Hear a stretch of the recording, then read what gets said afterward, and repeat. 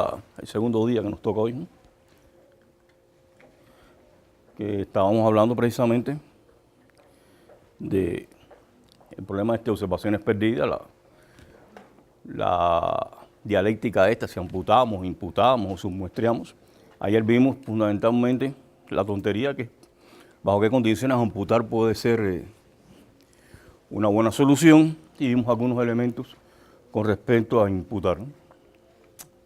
Entonces ahora vamos a regresar a culminar algunos elementos con respecto a modelos y procedimientos de imputación.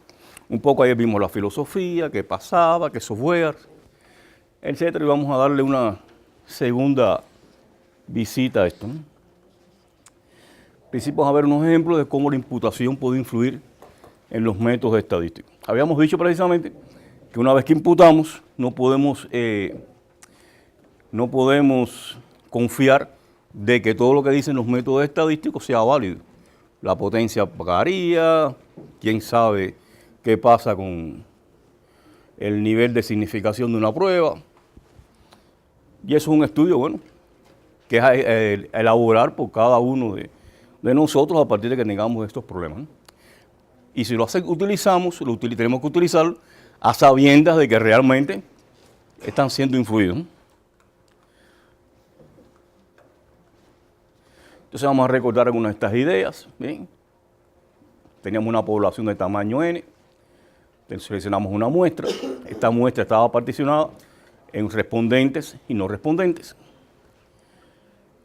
Y vamos a suponer de que existe una variable auxiliar X que es conocida para cada individuo de la población. Pensamos en la mayor parte de los casos, hay unos expedientes, hay información previa, etcétera.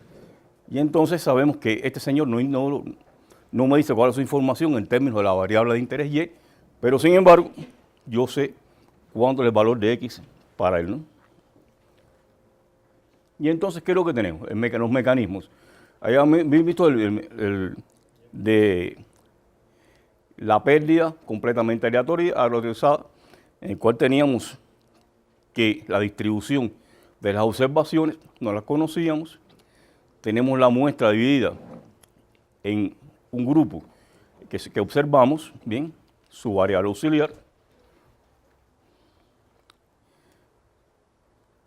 Tenemos otro modelo en el cual realmente nuestras observaciones dependen a la larga de estas variables y su distribución la podemos caracterizar un poco en esa línea. No conocemos información sobre X, sobre Y, perdón, en la no respuesta, pero sin embargo sí conocemos la información sobre X. Tenemos este otro modelo, que es el más complicado, en el cual no sabemos nada de nada, ¿no? Entonces hay una solución que hay, es buscar ponderaciones para la no respuesta. Habíamos visto que si teníamos determinados modelos, podíamos decir que podíamos inventar la información, imputarla y buscar una ponderación para no respuesta. Con esto podemos decir, bueno, tuvimos un % de no respuesta, pero sin embargo hicimos la imputación y tenemos realmente una base de datos con n observaciones. O sea, no diremos que teníamos n, solamente tenemos n1, se nos perdieron, no sé qué hacer, no sé qué pasa, sino inventamos esa información y podemos utilizar los métodos con ese tamaño de muestra. Cuando pensamos en la pérdida esta de ítems, pues bueno, completamos a fin y al cabo toda la información y todos los datos, pues podemos trabajar con los métodos sin decir que aquí es n1 para esta variable, pero es n11 para la otra, etcétera, sino tenemos completa esto. Y es realmente lo que idealmente hacemos, ¿no? O sea, no sabemos qué hacemos, lo que inventamos una cierta ponderación. Si asumimos MAR, que es el más amigable para la estadística, los grupos de respondientes y no respondientes están relacionados y podemos hacer algún ajuste para los no respondientes a partir de que conocemos la variable X. La idea es un poco la siguiente. Vamos a buscar unas celdas, un grupo, un clúster, donde aparezcan individuos utilizando la variable X. Perdón, la variable X. Y entonces vamos a hacer la, donde la imputación la vamos a hacer buscando un ajuste dentro de la celda. No un individuo en general, sino los que están en una celda, en un grupo, en un clúster, aquellos que nos respondieron, vamos a inventar cómo le sustituimos la información, pero solamente tomando en consideración el grupo al que pertenecen. Y entonces, la solución de Carpintero es que asignamos unos pesos a los respondientes en cada grupo para compensar las no respuestas. Y por tanto, con esto tenemos los mismos tamaños de muestra. Por ejemplo, digamos que tomamos una muestra de tamaño 400 y vemos que de ellos hay 100 mujeres que son del DF y de estas 20 no responden. O sea que podemos decir que tenemos una celda, un clúster, un grupo en el cual hay 100 muestreados, 80 no responden, 20 no responden. Entonces, podemos decir que la probabilidad de respuesta en el grupo es de 0,8, 80 sobre 100, ¿no? Claro, esto no es la probabilidad de no respuesta real, es una probabilidad condicional a la muestra que tenemos. Por tanto, aquí estamos trabajando realmente con la frecuencia de respuestas en el grupo. Es una estimación de la probabilidad, cerramos los ojos y decimos, bueno, vamos a trabajar con esto, ¿no? Y eso es lo que decimos lo siguiente, que las no respuestas vamos a darle un peso de 1,25. Le damos un peso de 1 a los respondientes, pero para compensar esto de 1,25. ¿Por qué? Porque vamos a buscar, a partir de esta relación, sacamos que es 1,25 para completar de que tenemos realmente 100 observaciones a partir de la ponderación. Bien, o sea, este 1,25 sale parte de esta relación, ¿ok? Entonces, ¿qué decimos? Que decimos que nuestra celda son las mujeres del DF. Decimos entonces que en la celda vamos a hacer lo siguiente, vamos a multiplicar 1,25 por YJ, bien, estos son los que respondieron, sumamos y dividimos entre 100. Y esta va a ser la media imputada para esa celda, bien. ¿Qué es lo que hubiéramos hecho usando otro criterio? Hubiéramos dicho que sumamos la YJ de las 80, dividimos por 80 y las otras se nos perdieron. No se nos perdieron. Decimos que estas que tienen aquí están representadas con un peso que no es 1, sino el que le correspondía a 1,25. Y realmente, bueno, si sumáramos aquí en los respondientes, sería 1,25 por 80, me da 100. Por tanto, realmente me daría la relación de que sería que tendríamos realmente, digamos, 1,25. Si no fuera YJ aquí, 1,25, sumamos 80, da 1. Entonces, tendríamos que realmente estamos teniendo el balance que nos había dado teóricamente la muestra inicial. ¿Bien? Entonces, esto estamos diciendo que eso es lo que es la media de las mujeres del DF. Después de todo lo que digamos, que hubo respuesta, pero imputamos mediante este método y bueno, todo el mundo aceptará o no aceptará, pero lo que es cierto es que nuestros métodos estadísticos van a funcionar bien cuando trabajamos con esto que está acá, ¿no? Si quisiéramos hablar del total, pues sería sumar, suponiendo que los demás, en todas las demás celdas respondieron, tendremos que el resto de las personas en la muestra sería la suma de las YJ. Aquí seríamos la suma en la celda 1,25 por los respondientes. ¿Y cuántos teníamos en la muestra total? 400. Por tanto, esta sería la media total de las mujeres. Pero fue a partir de que hicimos un ajuste dentro de la celda. Tenemos no respondientes en otras celdas, haríamos un trabajo parecido, etc. En este caso es muy sencillo, están muy identificadas. En otros casos podremos utilizar algunas técnicas de estadística para buscar celdas, grupos que sean en cierto sentido homogéneos, que tenga sentido, pues buscar entonces una ponderación y nuestros métodos estadísticos pues no están afectados por tener tamaños de muestra diferentes para los distintos ítems, ¿no? Entonces, ¿cómo se procedería? Es que conocemos una variable X que nos permite predecir en cierta forma Y. Si X no es un buen predictor, pues no se va a reducir el sesgo y se incrementa la varianza. Y entonces lo que sí está claro que se recomienda, cuando vamos a hacer un análisis de esto de imputación, buscarnos unas X que tengan una buena relación con las Y, ¿no?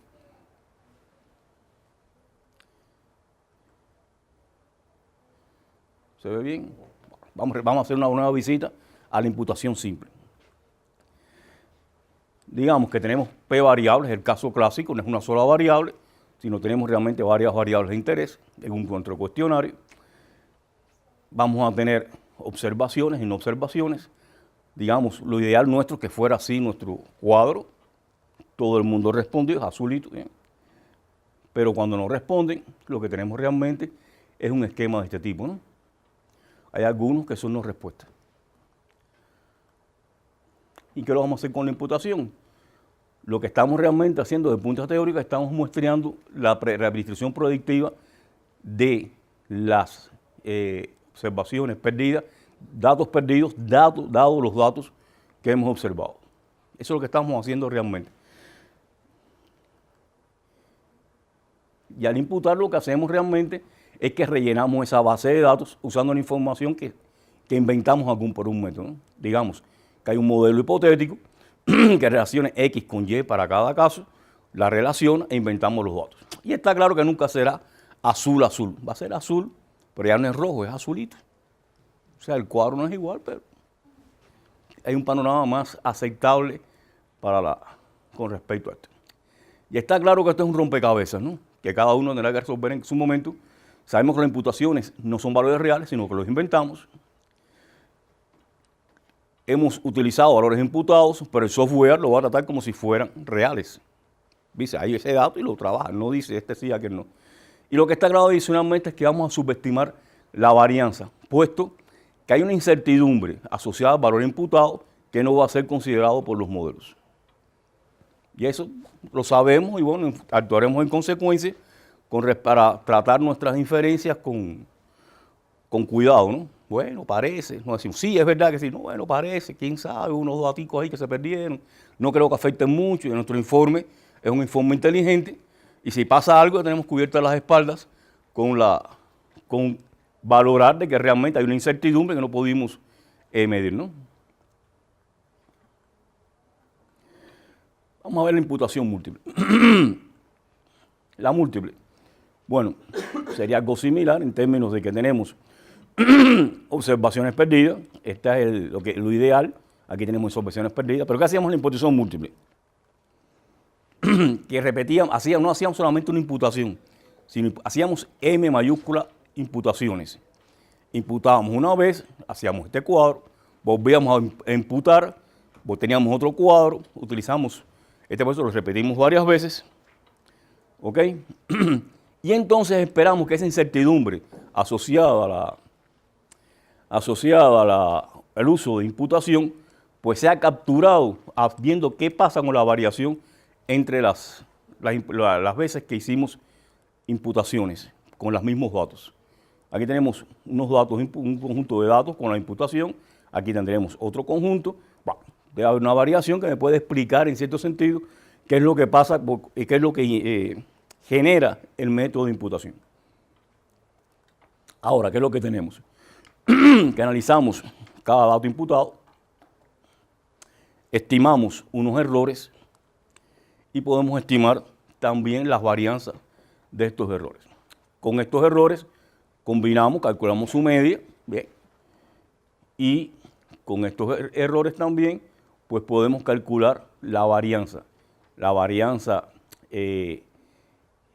externa, o sea, entre, y la varianza dentro de los errores que imputamos, y tendremos que el error va a ser realmente medido por esta suma. O sea, las variaciones, algo parecido a lo que hemos visto en la estadística, la varianza de dentro y entre, bueno, esa va a ser la que estamos inventando.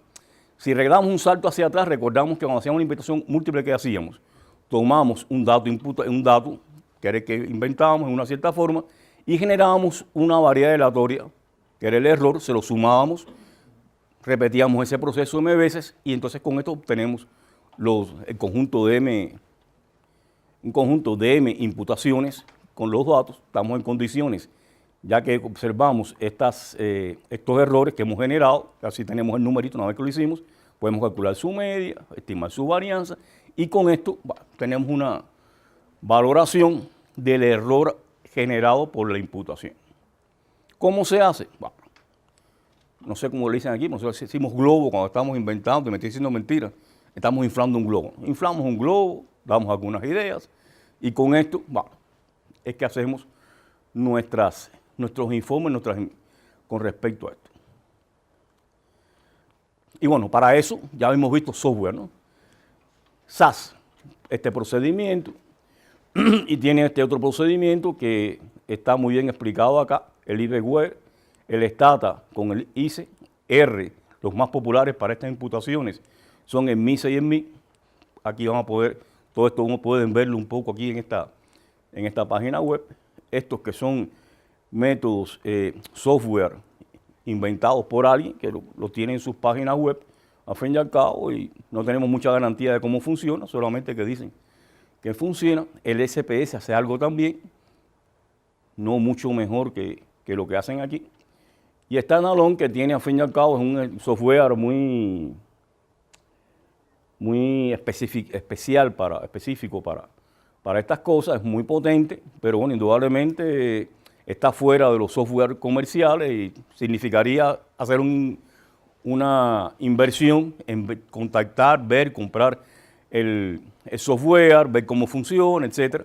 Y bueno, en las fuentes bibliográficas donde se trabaja mucho con esto, pues aparece al fin y al cabo alguna información, utilizan mucho estos sistemas para problemas muy particulares, ven cómo funcionan, etcétera, si son buenos, malos, etcétera. Y bueno, tenemos todo esto que está acá. Y aquí tienen al fin y al cabo algunos sitios donde pueden tener más información sobre esto. ¿Cómo trabaja el software? SAS usa estos dos procedimientos. Sudan también es otro sistema que es fundamentalmente usado para problemas de regresión. El STATA tiene estas dos, son las más conocidas, Mi Combine y Mi. Ya hay unas nuevas versiones más amigables con las cuales yo no he trabajado y bueno, el que esté interesado, que las vea. Y en R van a ver muchos macros que estestán ahí. Y este es RSWare, que es el de Standalone, que es uno muy específico, muy específico. Y bueno, no sé cuán caro sea, pero sí hay que pagarlo. Aquí están los software libres, que es libre, lo usamos, no sabemos cuán bien funciona, pero este sí está claro que es un software más barato que comprar un SAS para hacer que no hay nadie de SAS aquí, ¿no? Que es muy caro y sin embargo es muy bueno, a fin y al cabo, y más barato que SAS. Sí, pero solamente lo usaremos, como no es lógico, para imputar valores.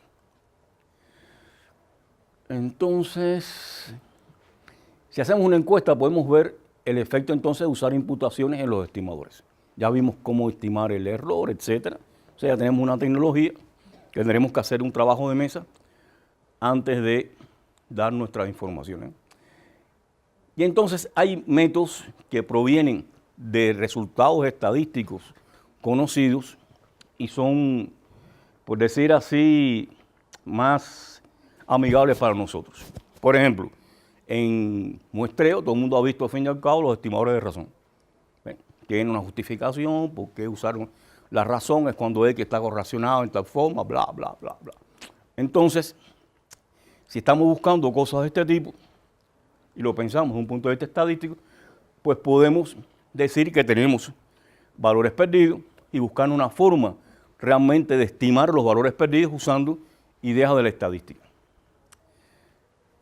Bien, por ejemplo, si yo pienso que la razón es adecuada, yo puedo decir que yo voy a imputar mi valor tomando la razón entre los Y en un respondente con respecto a su XJ para los respondentes, los sumo todos, estoy sumando una suma de razones y multiplico por la variable XY que conozco para este señor.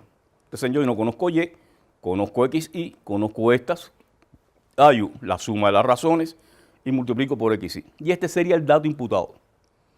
Y todo proviene, al fin y al cabo, de ideas que tenemos para allá de la estadística, que es un estimador de razón, que es bueno, que X, que Y, que están bien correlacionados, que pasa esto, aquello. Y entonces tenemos incluso criterios para saber qué X buscar. Como estamos trabajando con una razón, podemos tener muchos datos conocidos y buscaremos aquel que cumpla con las hipótesis para los cuales una razón es adecuada como un estimador. Bien. Digamos entonces que tendremos una ponderación, un media 1, que sería la media en los respondentes de estas razones, ¿no? Es lo que tendríamos aquí, este 1 que teníamos acá. ¿Y para qué nos hace falta ese 1? Bueno, porque lo que nosotros queremos no solamente es imputar, sino queremos estimar la media. Entonces, cuando vamos a estimar la media, pues diríamos que la media de no respuesta sería esto que está acá. 1, que fue la que vimos anteriormente, más esta corrección del sesgo. Número de respondentes sobre el tamaño de la muestra general, y esto sería el error que cometeríamos como promedio, por decir algo así, con los respondentes. O sea, si los respondentes lo hubiéramos imputado, esto sería la diferencia. Y con esto decimos que estamos valorando pues, cuán malo puede ser lo que estamos haciendo en general, ¿no? Bueno, o sea, y media 1, bueno, como sabemos, esta es la media de los respondentes, ¿no? Entonces, bueno, un paso hacia atrás, decimos que conocemos o podemos estimar de alguna forma la probabilidad de no respuesta. Suponemos que es un modelo que la genera uniformemente, o sea, hemos asumido que es el modelo SMART, por tanto, esta probabilidad es la misma para todos los individuos. Bien, o sea, no que sea una probabilidad para uno y otra probabilidad para otro. Si fuera así, bueno, habría que hacer los cambios correspondientes en este estimador. Ahí hay que tener ese problema, ¿no? Y entonces ya podemos ver qué pasa con la esperanza de este señor. La esperanza de este señor, trabajamos con las definiciones que tenemos y va a ser Y media, o sea, la media poblacional menos esto que está acá, más un factor de aproximación de la serie que sale de la aproximación por serie de Taylor que hemos visto en los estimadores de razón, bla, bla, bla. O sea, que realmente es un estimador sesgado. Sabemos que este es el sesgo y que este es el error, digamos, de solamente el problema numérico que aparece en las series de Taylor. O sea, ya tenemos realmente un análisis estadístico consecuente, bien estructurado, de qué pasa con nuestro estimador. Ya va por nosotros habernos buscado una X adecuada, ¿bien? Para que el estimador, la razón fuera una buena estimación, para que este residuo sea válido como aproximación, bla, bla, bla, bla, bla. Y sabemos que esta, al fin y al cabo, va a ser el sesgo. Tenemos un estimador sesgado, igual. Pero sabemos que tenemos el estimador de Harley-Ross, es un estimador de razón insesgado. Que así hay una brujería con los datos, no sé qué, es insesgado. Bueno, entonces si hacemos una brujería también con esto que está acá, pues vamos a tener de que sencillamente, si hacemos este cambio con este sesgo, que es la corrección del sesgo que hacía Harley-Ross, trabajamos con lo que dice Harley-Ross, en el estimador de Harley-Ross, trabajamos con él y nos queda que este no es más que un estimador de tipo regresión, como había dicho Harley-Ross, y por tanto, como él, todo lo que él dijo, que era insesgado, que su varianza es no sé qué, no sé cuánto, es válido para esto. Entonces, si vamos a estimar una media, tenemos una variable X que es adecuada para hacer una estimación de razón, pues podemos garantizar una estimación insesgada de la media utilizando ese método de imputación. Si vamos a hacer otra cosa, bueno, ya el estimador de Harley-Ross tiene otros problemas, si quiero hacer otra cosa. Pero está claro que yo puedo estimar la media con el total y todas las cosas que queramos hacer utilizando realmente ese método de imputación, y toda la estadística soporta las propiedades que tenga este estimador, ¿no? Que por otra parte es conocido. Entonces, usamos la media, digamos, podemos usar la media en otra forma, ¿no? Digamos que yo voy a tomar esto que está acá, multiplico por XJ para todos los elementos en la muestra, entonces tendría que sería 1 sobre N, YJ, porque bueno, si respondí, este se va, ¿no? Entonces tendríamos acá la suma de las verdaderas valores de Y, más esto que sería la suma de las imputaciones que hacemos en los no respondentes.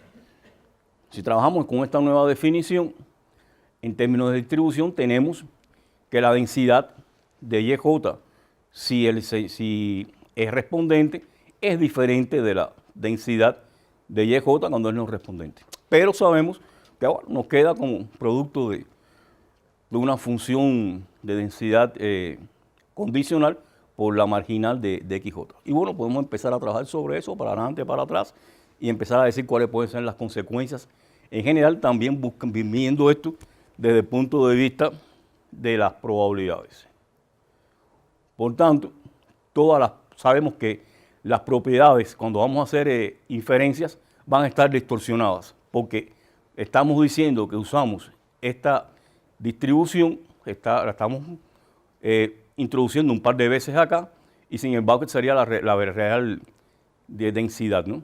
Por tanto, aquí nuevamente usando este razonamiento estadístico con estas variantes, nos damos cuenta cuál es la influencia que van a tener nuestros métodos. Si hago un análisis de varianza, pues bueno, está claro que todo lo que yo diga ahí está contaminado porque no estoy usando la verdadera distribución, sino estoy trabajando realmente solo con esto que está acá, ¿bien? O con esto, dependiendo de cómo yo trabaje y utilice mis métodos. Y entonces está claro que hay una influencia en los métodos y bueno, podemos justificar esto si decimos que esto es aproximadamente igual o que conocemos quién es X y J y buscamos entonces cuáles pueden ser ¿cómo se llama esto? La marginal. Podemos hacer algún trabajo ahí teórico para ver cuáles pueden ser los efectos. Y si el que va a leer el informe sale menos estadística que nosotros, con esto lo dejamos completamente convencido, ¿no? Estimador de total. Un estimador incógnito de total sería claramente esto que está acá, ¿no? En forma directa. Y funciona bien cuando trabajamos con totales, etcétera, cuando estamos trabajando haciendo muestreo solamente. Pero como decíamos, cuando vamos a utilizar algún método, prueba de hipótesis, etcétera, pues ya sabemos que la distribución que asumimos, que estamos usando, no es adecuada. Pensemos, por ejemplo, en los, ¿cómo se llama esto? En los residuos de una regresión, no van a ser homocedásticos, no van a ser independientes, empieza a complicarse todo eso. Si cerramos los ojos, los cerramos. Pero, por ejemplo, en un caso como esto, en lugar de regresión, vamos a usar una regresión, ¿cómo se llama esto? Ponderada, usar otros métodos de regresión que toman en consideración estos factores. Y no usar solamente un método sin cuestionarnos esto, ¿no? Y vamos a apretar un poquito más. Vamos a dar otra vuelta a la tuerca. Vamos a usar otro método de imputación que proviene nuevamente de las ideas estas de razón. Vamos a decir que en lugar de hacer esto, vamos a trabajar con la razón de los totales de los respondentes y multiplicamos por la variable XY de un no respondente. Y esa es nuestra imputación. Es otra forma de hacer imputación trabajando con razones. Muestreo imperatorio. Claro. El estimador que nos va a salir va a ser un estimador del tipo Hansen-Hurwitz. Trabajamos con la definición, ponemos a fila de cabo, estos son los que respondieron, los que no respondieron, multiplicado por X, sumamos, pam, pam, pam, sale la medida total, N sobre N, esto es estimador de Hurwitz-Thompson. YJ sobre una probabilidad, que no es la probabilidad realmente, porque usamos un método de muestreo imperatorio, pero sin embargo, este es el XJ para este J, estamos dividiendo por el total, que estaría acá abajo, y este sería sencillamente, ¿qué cosa? El estimador de Hansen-Hurwitz, que nuevamente todas las propiedades están estimadas, un estimador basado en probabilidades desiguales, pero realmente no seleccionamos la muestra usando probabilidades desiguales. Pero toda la teoría que estamos trabajando, que está asociada a Hansen-Hurwitz, nos permite trabajar sobre este estimador y decir cosas inteligentes con respecto a esto, ¿no? Y esto, que eso vimos, podemos hacer algo similar con los estimadores de regresión, estimadores de tipo producto, etcétera. Podemos utilizarlos, manejarlos, buscar hacer ¿cómo se llama esto? Las imputaciones y vamos a llegar de una forma u otra a alguna formulación de un estimador conocido, parecido al que conocemos y podremos decir cosas, ¿no? Y eso es lo que veíamos en este caso. Entonces ahora vamos a dar un paso, vamos a hablar de problemas que más o menos están medio que abiertos en este tema, ¿no? Y que están trabajándose en este sentido. En estos momentos hay un desarrollo en lo que, yo no sé cómo se dirá en español, lo que se llama Ranked Set Sampling. Yo diría que es muestreo de datos ordenados o algo similar, pero no es el caso, tiene otra connotación. Este es un método que está siendo realmente trabaja mejor que el muestreo simple aleatorio en general, parece, y está en desarrollo bajo qué condiciones, cuánto se gana en precisión, etc. Bien. Entonces, con algunas ideas básicas sobre esto. Esto lo propuso este señor McIntyre en el 52, o sea, bien viejo. Él decía que funcionaba mejor que un muestreo simple aleatorio con reemplazo. Él era, no sé si es, a lo mejor no se ha muerto, es un ingeniero agrónomo australiano, trabajaba en problemas de pasto, inventó que haciéndolo así le funcionaba mejor cuando usaba el muestreo simple aleatorio con reemplazo. Como era ingeniero, nadie le hizo caso. Y trabajaba y publicaba en revistas de ingeniería, la gente no se enteraba de eso. Y entonces es un poco allá por los años 70 que Takahashi y Wakimoto, unos japoneses, lo vieron, estudiaron y pudieron demostrar por qué era que realmente este sistema, pudieron demostrar teóricamente que realmente funcionaba mejor que un muestreo simple aleatorio con reemplazo. El primer libro que hay sobre esto es de Chen et al. En el 2004, que está en Springer Verlag, el primer libro que se ha publicado sobre esta teoría, porque realmente todavía hay muchas cosas sin hacer, pero ya había suficiente material como para, digamos, para poder hacer un libro que abarcara todo el problema de Ranked Set Sampling. Este libro en particular, bueno, busca los principios, etcétera, pero además ve toda la gran parte de la estadística, usando cómo funciona cuando usamos este método que está acá. Ya en el caso de muestreo, imputaciones, etcétera, hay estos dos trabajos recientes en los que se han abordado estos problemas de imputación, etcétera, cuando tenemos Ranked Set Sampling. ¿Y en qué se basa la teoría? Como siempre, queremos decir algo con respecto a ello. Una hipótesis es que podemos ordenar la muestra y que no hay empates. Que toda muestra que yo seleccione de tamaño M vamos a poderla evaluar. O sea, la teoría es que no había observaciones perdidas, es la teoría básica. Y entonces, lo más fuerte, que es lo que cambia un poco, es que nosotros podemos identificar, como sacamos una muestra, una unidad, podemos ordenarla.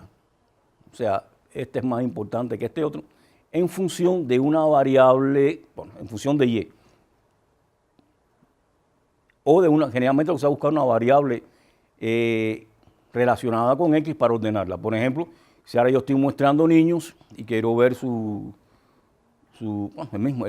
estatura, yo a ojo los puedo ordenar. Los más chiquitos aquí los ordeno, ¿no? Y los ordené y no me costó casi nada. Sin embargo, yo no sé quién es Y, solamente es una estimación a ojo de cuáles era para poder ordenar. Y mucho más generalmente, cuando tenemos problemas estos, como que tenemos datos en files, etcétera, pues tenemos variables que podemos sacar nuestra muestra, ordenar las unidades, etcétera, tomando en consideración que X a X más o menos induce una ordenación similar en Y, ¿no? ¿Cómo opera esto? ¿Verdad que no se ve muy bien, ¿no? ¿Cómo opera? Bueno, lo que hacemos sencillamente es que tomamos una muestra, ordenamos las unidades de mayor a menor, seleccionamos una segunda muestra, las ordenamos de mayor a menor y repetimos ese proceso m veces. Entonces, ¿qué ocurre? Yo indudablemente voy a tener en la primera muestra, todas son muestras aleatorias, independientes, etc. Pero entonces en la primera muestra escojo el más pequeño. En la segunda, el segundo más pequeño. Y así hasta en el m-ésimo tomamos el mayor. O sea, que tomamos realmente los elementos que están en esa diagonal. Y ahí es donde empieza realmente lo interesante.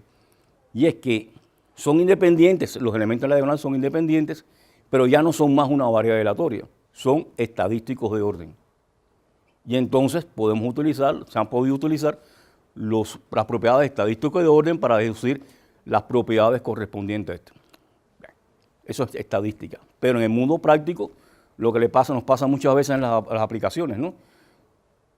la muestra fatal. Todo el mundo me salió chiquitico. No, no, no. Yo voy a tener un chiquitico, uno menos chiquitico, hasta el más grande. O sea, vamos a tener realmente una representación de la variopinta de unidades que tenemos en esa que tenemos en la población, y no nos quedamos con que todos son chiquiticos, todos son... No, lo hemos ordenado y por tanto tenemos estadísticos de orden y todo funciona bien para el usuario, que dice, ¿verdad que sí? No todos son iguales, mira, se diferencian, ¿verdad que sí? Y además el usuario, en ocasiones, por ejemplo, es el que puede hacer esta ordenación visualmente. Un médico agarra y dice, no, estos son los que, ya sabemos que esta muestra, esta está muy mal, lo ordena, hasta que está bien. Bueno, voy a repetir, y él va a tener entonces gente que tiene distintas situaciones, digamos, por ejemplo, con el tamaño del tumor que se ha detectado, digamos, utilizando rayos X. Y está satisfecho porque tiene tumores chiquiticos, tumores grandes. Y este hecho, realmente, como es lógico, era muy satisfactorio para este señor cuando trabajaba en agronomía, ¿no? Él se echaba pasto, él quería que hubiera lugares con poco pasto, pero también lugares con mucho pasto. Y él veía que le funcionaba bien. Una vez que se demostró esto, ¿qué tenemos? Ese color no se ve. Tenemos que se han empezado a hacer, ¿cómo se llama esto? Resultados con respecto. Este es el de Mutlak, que es el que trabajó para estimar la mediana. Por ejemplo, una cosa que nosotros generalmente tenemos rollo cuando queremos estimar una mediana, para aquí no es ningún problema. Sencillamente, él hizo este trabajo, pero ¿qué pasa cuando hay no respuesta? Podemos tener que es impar. Bueno, tendríamos la cosa que tendríamos aquí, si responde, tomamos la mediana de la muestra, y si no responde, pues trabajamos con la suma ponderada de las medianas de los respondentes. Esta es una variable de Bernoulli. Decimos que el parámetro P es la probabilidad de respuesta. Y entonces, si ahí tenemos un número de respuesta N1, no es más que una suma. Los no respondentes no es más que la suma de esta WI. Y bueno, o lo mismo va a ser lo mismo que habíamos dicho antes, N menos los respondentes. Tendríamos entonces que podemos estimar la mediana. Tenemos aquí lo que respondieron, tenemos aquí lo que no respondieron con la imputación que hicimos, a fin y al cabo usando las medianas de lo que habíamos observado previamente. ¿Ok? Y tenemos que es un estimador insesgado realmente de la mediana. Y este método permite obtener un estimador insesgado de la mediana, incluso cuando no hay no respuesta. Solución alternativa. Quiero estimar una mediana, pues es mucho mejor utilizar realmente este método que usar el muestreo simple aleatorio, que a la larga siempre se refiere a la distribución, está de la varianza, es no sé qué dividido por la función de densidad evaluada en la mediana, el cuadrado, una cosa de esta. Bueno, con esto realmente resolvemos esto y algo similar ocurre. Sí, ¿qué obteníamos en este caso? Bueno, pensando, si hay respuesta, este señor vale 1 y el número de respuestas, ahí hemos visto que era esta relación. Y hay una cosa interesante, que es esto. ¿Qué cosa es esto que está acá? Esto que está acá, este rey, ¿qué cosa es? Es el número de veces que el estadístico de orden I respondió. Si no hay no respuesta, si no hubiera no respuesta, pues no hay ningún problema. Era el caso que Mutlak había desarrollado previamente y nos quedaría que sería el que tendríamos, y en todo caso, la esperanza que tenemos es realmente la mediana. La varianza condicional, para este caso y la imputación, tendríamos esta expresión. Así aceptamos esto, que muchas veces que la esperanza de una razón igual a la razón de la esperanza, utilizado mucho en estimadores de razón, pues tendremos que esta es el error esperado. P es la probabilidad de no respuesta, Q1 menos P. Tenemos nuevamente incluso tenemos la varianza, podemos estimar la varianza al fin y al cabo, esta de la varianza de la estimación de la mediana, y todo esto sin necesidad de pasar por la función de distribución de la variable. Claro, aquí el problema es que lo que tenemos que conocer es la probabilidad de respuesta. Pero bueno, es un enfoque que funciona bien. Si es par, pues bueno, sería la misma cosa. Tendríamos dos casos, el caso por debajo de m sobre 2, n mayor que n2, sería la misma historia.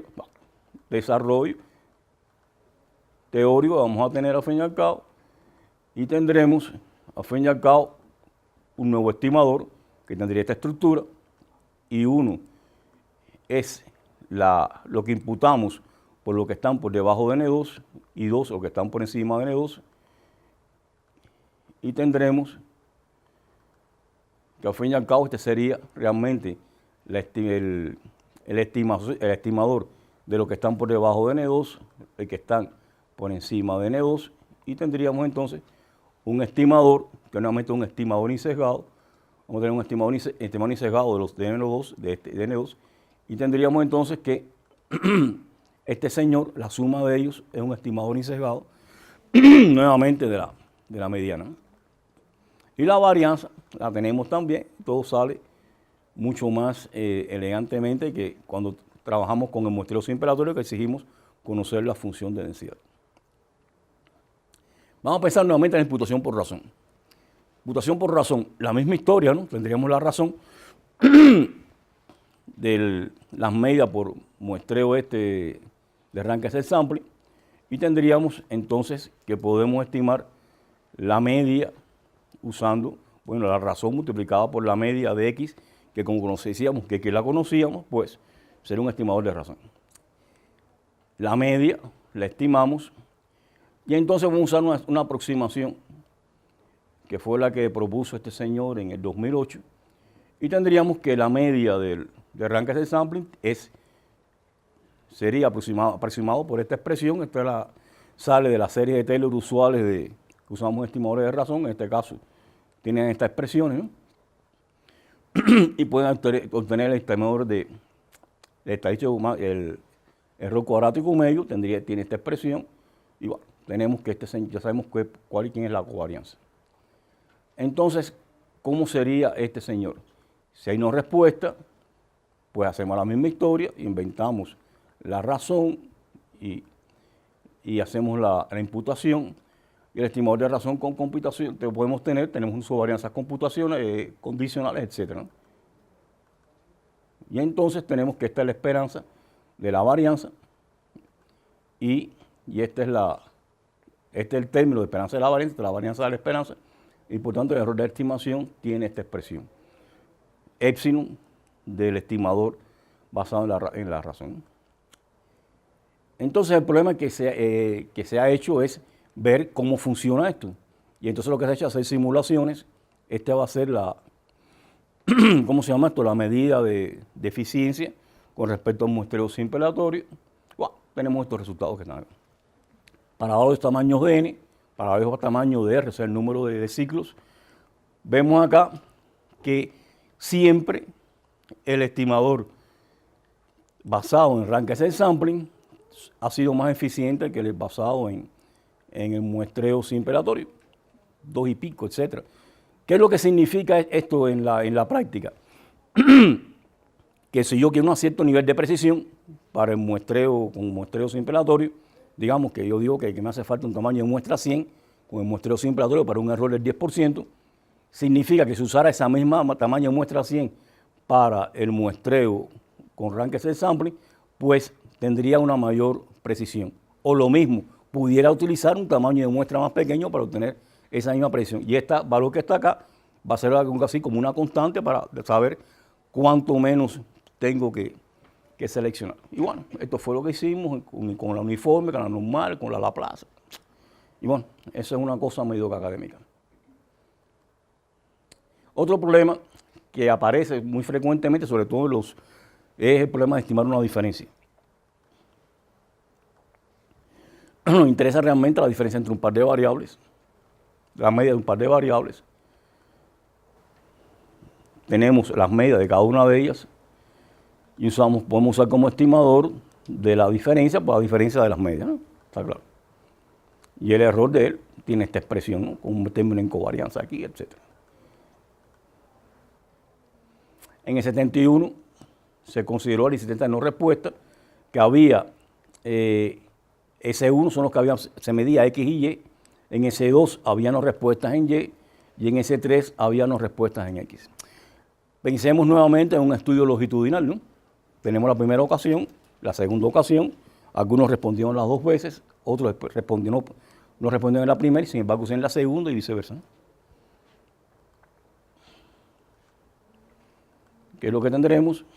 Tenemos las medias, a fin y al cabo podemos calcular la media de X en 1 y en S3, pero a ver, Y en S1 y en S2. Y entonces, una solución propuesta por Lin en el 71 fue decir que la diferencia es una suma ponderada con una constante que yo no conocía, buscar la varianza y después ver qué pasaba con estas constantes. Buscando minimizar al fin y al cabo esto y suponía que una variable normal. O sea, en este caso él supuso que era mar el sistema, ¿no? Su en el 2001 propuso utilizar este estimador y lo que hacía es que imputaba X para todo lo que estaba en S3, para todo en S2 usaban al fin y al cabo imputaciones y usaba un método propuesto por este señor. O sea, serían estas las expresiones que tendríamos. Recuerden que había un 1 por allá, bueno, sería esta la expresión de U que aparecería en la expresión. Y entonces la media imputada tendría esta expresión, ¿no? En función de cuál era. Entonces tenemos que vamos a poder imputar Y en esta forma, estimar Y en esta forma con las imputaciones, estimar X usando las imputaciones. Fíjense que son las mismas expresiones que hemos visto anteriormente cuando vimos el caso para estimar la media. Y el estimador sería, digamos, este que está acá, con todas las consecuencias de haber imputado valores en X y Y. Este es un estimador que tiene esta esperanza, este término es el que nos fastidia un poco, hay un término en error, o sea que este es el sesgo, este es el error cuadrático, la variante del error cuadrático medio, y bueno, la estimación correspondiente que podemos hacer en su momento. Y lo que se hizo, al fin y al cabo, fue una serie de estudios numéricos. Por ejemplo, fue un estudio que se hizo con contenido en la basura. O sea, botamos y cuál es la cantidad de plomo que aparecía en los, ¿cómo se llama esto? Cogen la basura y le hacen unos paquetes, unos cubitos, y la comprimen, etc. Y se hicieron Entonces se cogimos muestras en agricultura, de estos recogidos en la agricultura, o recogidos en huertas, en mercados, en casas, en escuelas, y se obtuvieron al fin y al cabo quiénes eran los valores al fin y al cabo de estos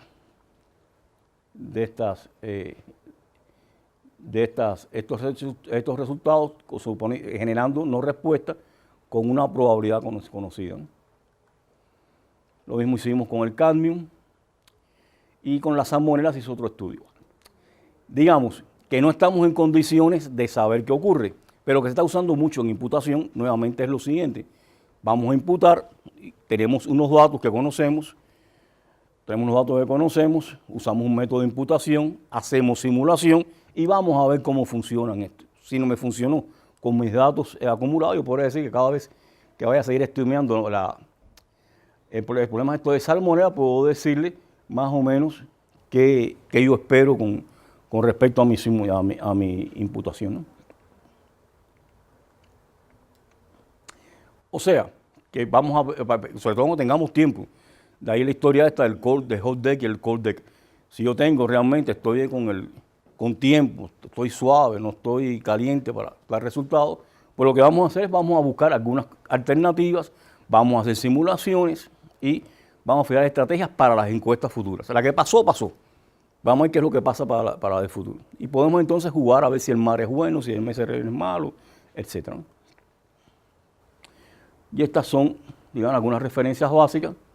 Bien, Aristotle número salió este año por Springer Verlag en Rank Cell Sampling. Este es el que le decía que es el básico en este sentido. Y estas son, digamos, bueno, este es el problema histórico, no vale la pena solamente por ver, tocar el papel.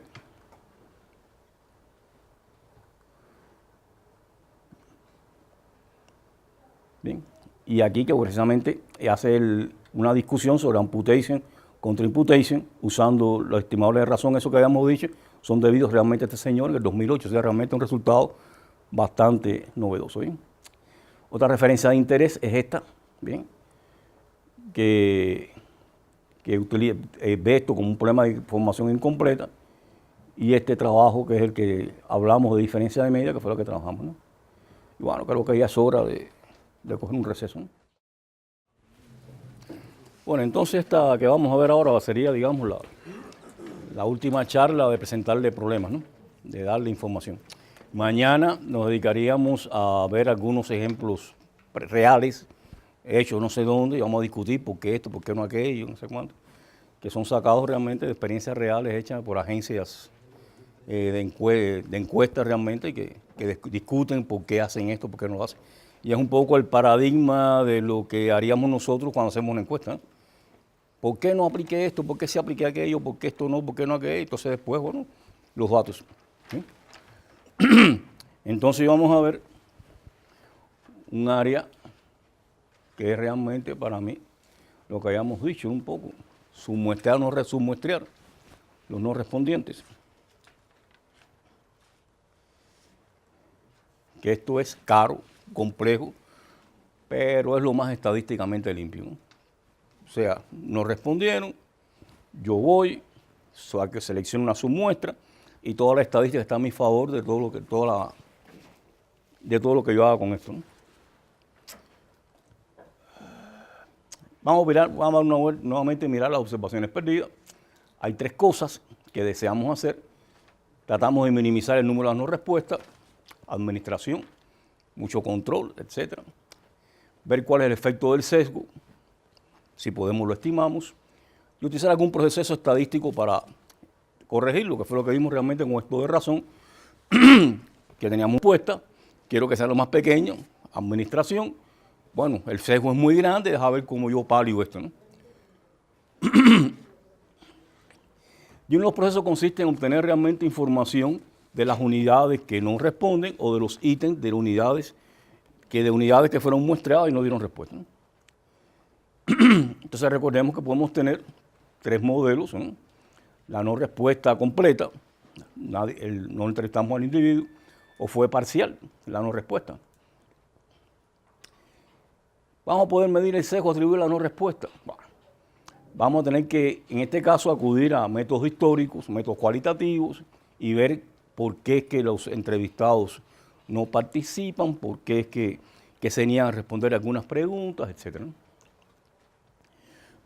Ya hay varios procedimientos que tienen como objetivo realmente saber por qué la gente no responde. Si yo tengo una agencia que se dedica a hacer encuestas en forma repetida por el mismo tipo de población, pues yo quisiera saber cuáles son los atributos de los no respondentes y tener eso tomar eso en consideración ya en la fase de diseño. Y con esto vamos a obtener alguna forma de ponderar dentro de la muestra, ¿no? Y tenemos algunos comportamientos usuales que vamos a hablar sobre ellos, ¿no? Y nos va a permitir fijar reglas para el tratamiento de las no respuestas.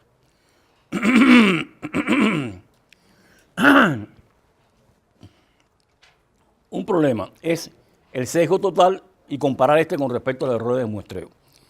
Si el sesgo con respecto al error de muestreo es pequeño, todo funcionó bastante bien y podemos arguir que no tenemos que hacer algunas cosas. La otra es determinar cuáles son los factores que hacen que la gente sesgue en sus respuestas. Y más aún,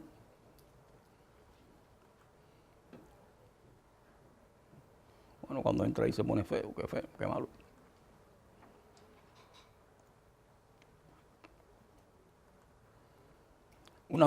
Cómo se combinan las pérdidas de información con respecto a las distintas causas que han aparecido, por qué se perdieron datos en la fase de recolección, por qué hay pérdidas cuando estamos analizando los datos, Y la sexta es, ya que no tenemos todo esto, sacar sus muestras para ver qué pasa con las respuestas. Y sabemos que el sesgo de no respuesta va a ser muy fuerte cuando analicemos cuál es la tasa de ella, ¿no? El problema nuevamente es que tenemos errores atribuibles a un muestreo en la estadística y los errores ajenos a un muestreo. Y estos son los que están fuera de la teoría. O sea, decimos que este estimador es bueno, pues en la práctica ocurren una serie de cosas que vemos que tengo poca información, qué pasó con esto, se me perdió información, decían que era 100 y sin embargo han puesto 2000 y esto no es un dato creíble cuando el 100 es el máximo, etc. Y están dados realmente mientras los errores están dados realmente por la diferencia entre lo que estimamos y el parámetro, y que es generada no por la selección de la muestra, sino por otras causas. Por ello es que el muestreo realmente en la práctica también, las encuestas por muestreo tienen la trascendencia, no solamente porque sean más baratas, sino porque podemos controlar estas causas mejor que en un censo.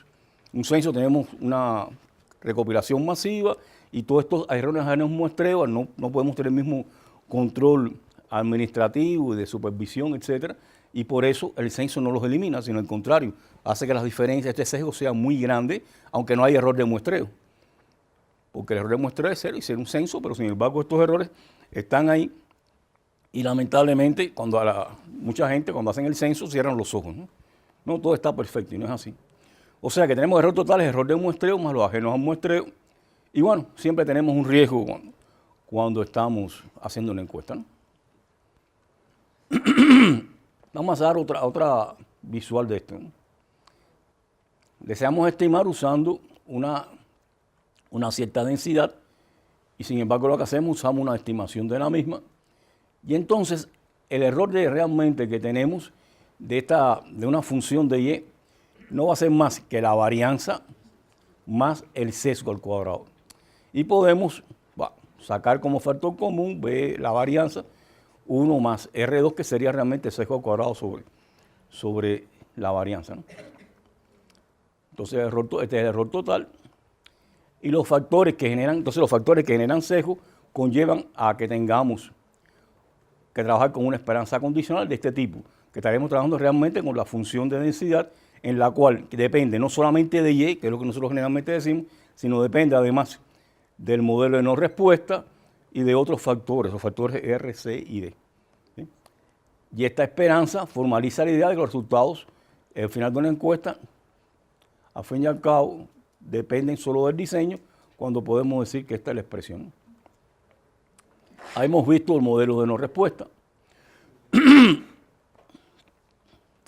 Tenemos 3 modelos, que ya los conocemos. Esto es lo que realmente, las no respuestas son completamente independientes de la área de interés, que bueno, es lo que todo el mundo quisiera. Aquí hay una relación entre la área de interés y la respuesta que le explica cierta variable auxiliar. Bien.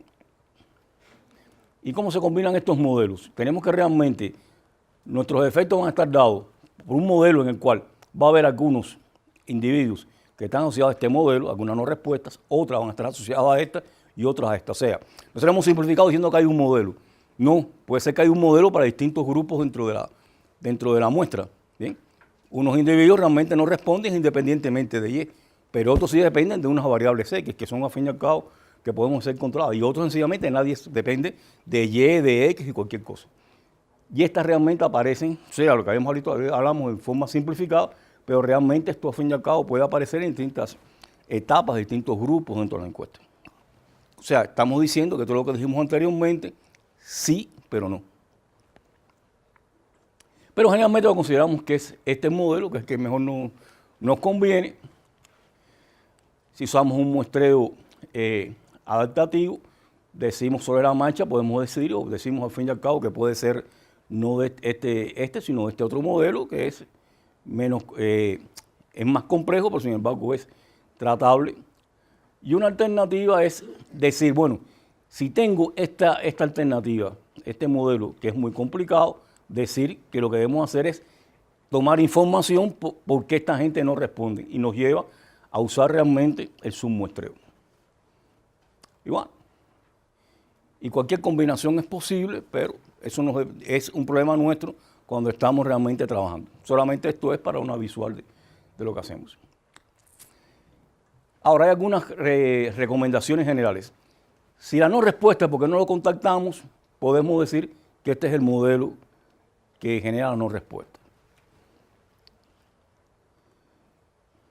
Si cuando lo entrevistamos dice que no, estamos diciendo que realmente las no respuestas dependen de la Y en general, ¿no? Por tanto, ese sería el modelo que utilizaríamos.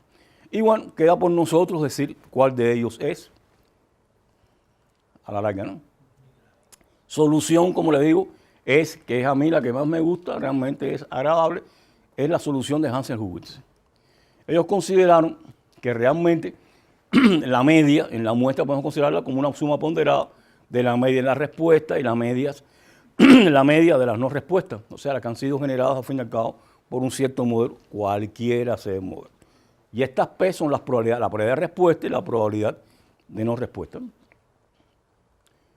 O sea, PR, como es lógico, dije la probabilidad y no debe ser la probabilidad, pero realmente lo que él utiliza aquí es la probabilidad condicional, la probabilidad, ¿cómo se llama esto?, que estimamos a partir de la encuesta, o sea, es la fracción de respuestas en la muestra y la fracción de no respuestas en la muestra. O sea, que no sería más que el número de respuestas sobre n, el número de no respuestas sobre n. Y utiliza esto como un modelo probabilístico, ¿no? O sea, entonces el análisis lo hacemos condicionalmente. Podemos buscar la varianza de este estimador, bajo esta estructura. Bueno, aquí es al cuadrado, ¿no? Nos quedaría la suma de las varianzas más estos otros términos. Y entonces, entre las cosas que podemos decir es cuando se utiliza autorrespuesta, puede producir también sesgo, puesto que solamente van a responder a aquellos que tienen ciertas opiniones. Tenemos que tomar esto en consideración también. Entonces, ¿qué es lo que muchas veces hacemos? Tomamos una muestra, como por ejemplo la de correo generalmente, tomamos una submuestra, a fin y al cabo, para ver cuán bien funcionaba en esta autorrespuesta. Entonces hay unos consejos generales. Las agencias estadísticas más conocidas de los Estados Unidos han consensuado lo siguiente. Si hay muchas no respuestas, asumimos que es NMR. O sea, vamos a sacar una submuestra y vamos a ver qué pasa. Hay algo ahí que no funciona bien en la población. Si son pocas, usamos la respuesta, o sea, amputamos y seguimos trabajando, no hay problema con esto. Y si hay covariables, pues considerar que es una combinación de MAR y MC-MAR. O sea, que no es este caso que es el complicado, sino vamos realmente a considerar que es una combinación de estas que están acá. Y bueno, esto es ingenuo, pero funciona, ¿no? Hay algunas recomendaciones prácticas, ¿no? Y es hacer una tabla de 2x2 con los resultados que tenemos en la encuesta. Vamos a tener los que respondieron en dos visitas, los que respondieron solamente en una, en la primera y no en la segunda, y los que hicieron lo contrario, ¿no?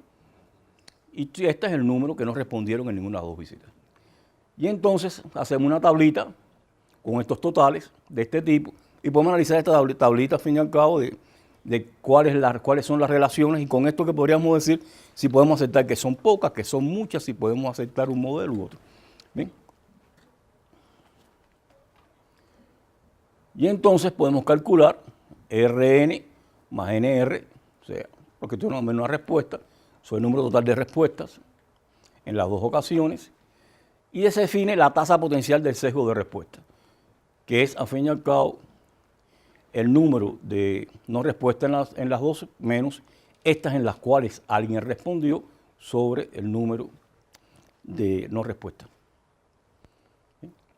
Y esto nos permitirá avalar cómo se comporta la población ante la no respuesta. O sea, que si hacemos una encuesta y aparece no respuesta, tiene sentido hacer una tablita de este tipo, escribirla, comentarla, si es grande, eso es lo que realmente va a soportar lo que digamos que si es un modelo u otro, que hacemos encuestas, no sé, submuestreamos o no.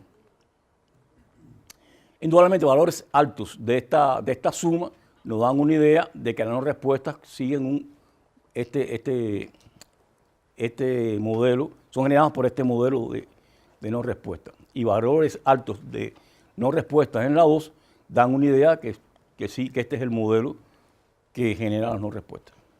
Nuevamente son reglas que son aceptadas al fin y al cabo generalmente, y bueno, actuaríamos en consecuencia cuál es el método de imputación que utilizaríamos, ¿no? ¿Y qué más podemos decir de las reglas? Bueno, que esto nos da alguna pauta para trabajar con esto y nos permite tomar determinadas decisiones cuando estamos organizando nuestra encuesta, o sea, cómo asignamos los recursos, a quién le asigno los mejores encuestadores, cuáles son las tareas priorizadas de supervisión. Y en particular, el problema es conocer el comportamiento de esta probabilidad de respuesta, que es clave.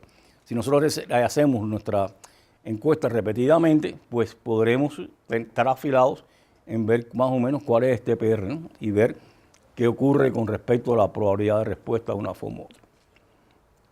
Y es conveniente, en los informes que hacemos al cliente para usos posteriores de la encuesta, pues hacer una discusión de la relación metadata para data, o sea, cuál es la información relevante sobre cómo se hicieron las entrevistas, el número de visitas para obtener la respuesta, porque en muchas ocasiones, si nosotros decidimos tomar información sobre los no respondentes, posiblemente en la segunda visita no aparezca. Vamos a hacer la segunda, la tercera, la cuarta, hasta que esa persona responda, ¿no? El tiempo que utilizamos en las entrevistas individuales, esto permitirá calibrar el costo de futuras encuestas y la exactitud de los marcos muestrales, que nuevamente las no respuestas que tengamos porque los individuos no están cubiertos por el marco, etc. O sea, todo esto es una información que siempre trataremos de dar para dar transparencia y ganar en credibilidad lo que estemos diciendo. No que hicimos una encuesta y todo funcionó bien, esta es la media, esta no sé qué, mira hasta ahorita, no tenemos que decir eso en algún capítulo. Y sobre todo una información adicionalmente, que es lo que nos interesa un poco acá, más los no respondentes. ¿Por qué? ¿Qué había con el cuestionario? ¿Qué preguntas afectaron? ¿Qué pasaba con el marco? ¿Qué pasó en las condiciones de trabajo del campo?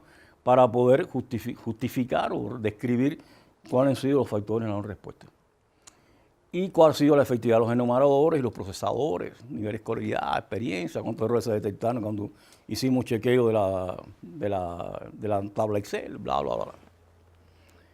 Kish y Hess sugirieron, a fin y al cabo, rehusar los no respondientes para obtener información sobre las causas de no respuesta. O sea, cuando yo vaya a ver los no respondentes, a fin y al cabo, yo tengo información sobre ellos, tratar de obtener además información de por qué no respondieron inicialmente.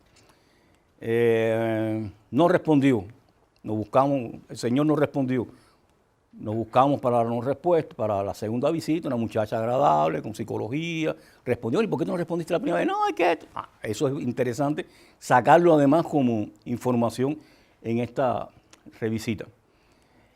Y mantener información que nos diga, bueno, cuál es esta gente que no respondieron con esta información que tenemos, tener información, poder valorar cuáles son las características que tenga, que nos va a permitir posteriormente reducir sesgos, analizar los errores ajenos al muestreo, ver cuáles son las fuentes de rechazo, por ejemplo, si es el cuestionario, poder mejorarlo, evaluar cuáles son las tasas potenciales de sesgo por no respuesta y cosas de este tipo, ¿no?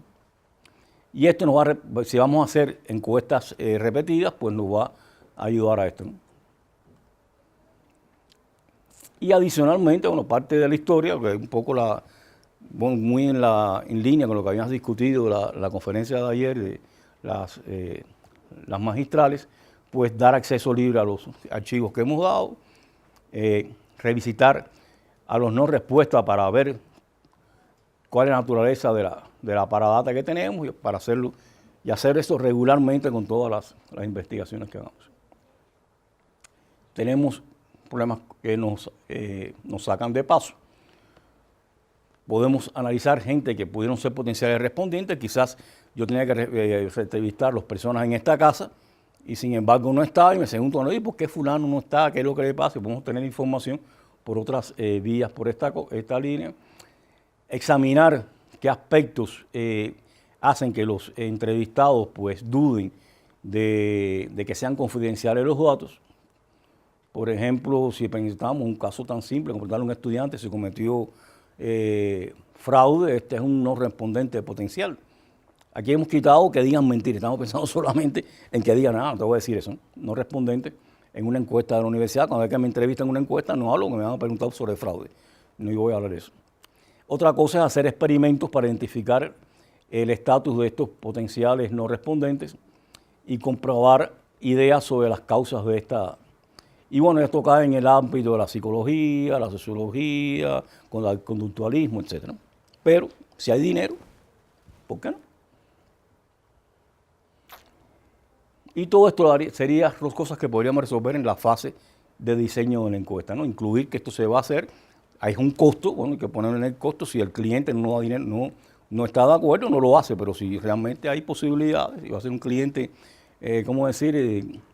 Un cliente que va a seguir usando nuestros servicios, quizás, qué bueno, usted me va a permitir porque vamos a seguir usando tu servicio, vamos a seguir haciendo encuestas, qué bueno que pueda saber qué es lo que pasa con esto, mejorar mi cuestionario, etc.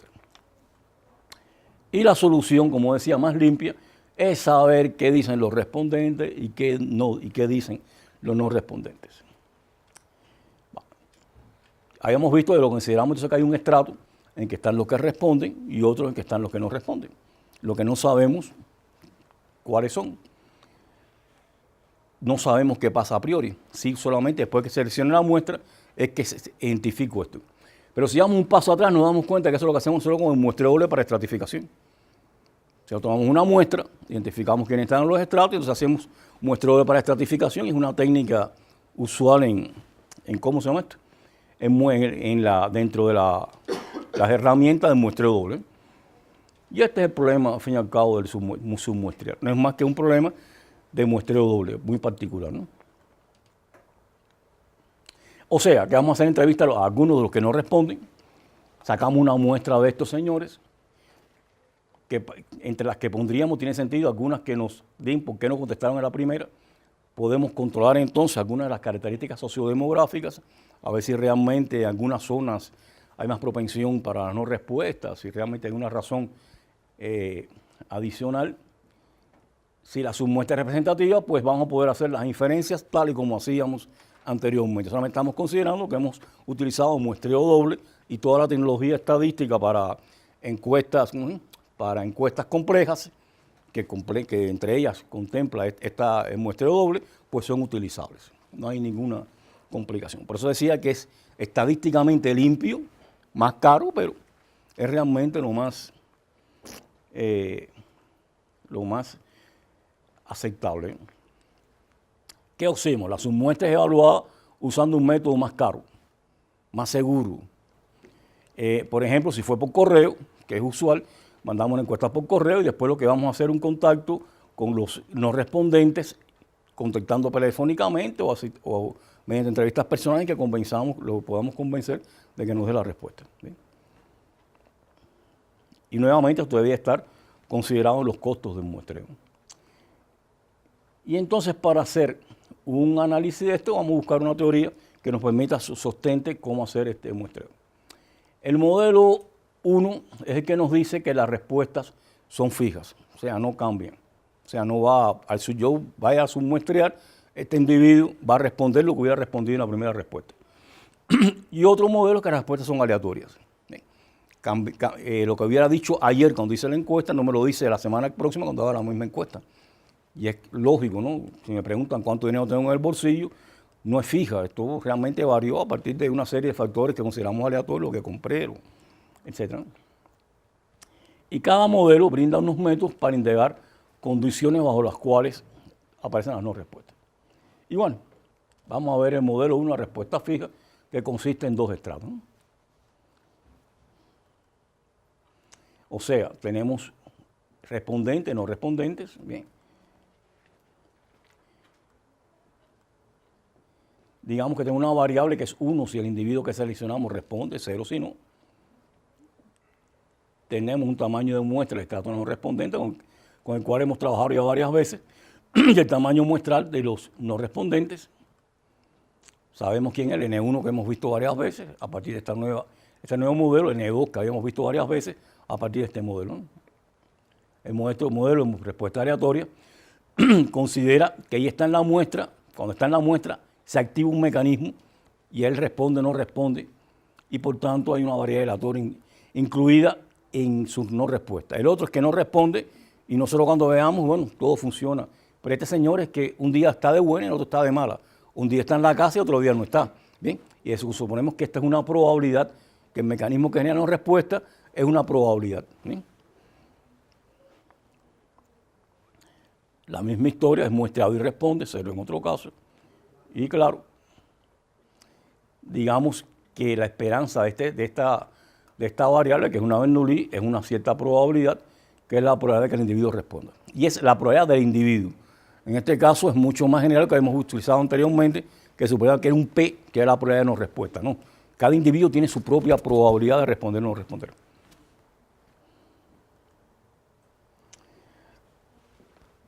Entonces, nosotros no podemos ignorar las situaciones que tengamos, ¿no?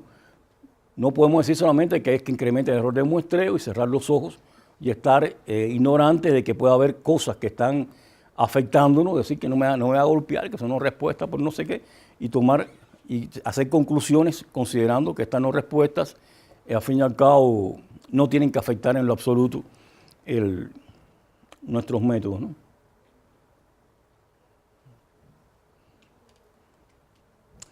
Entonces, hacer el submuestreo, lo que aplicamos, como habíamos dicho, es un muestreo doble para estratificación.